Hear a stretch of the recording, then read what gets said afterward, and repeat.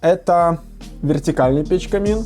Влазят дрова, как заявлено производителем, полметра. Дверцы у нас выполнены из чугуна. Также имеется варочная поверхность. Диаметр составляет 34 сантиметра. Сам по себе кожух модели. Здесь двойные стенки, двойной корпус. Он имеет функцию конвектора. Также мы видим трехстороннее остекление. Спереди основное большое стекло. И с каждой стороны по бокам еще по 3 небольших стеклышка. Открыв дверцу, мы попадаем напрямую к зольному ящику.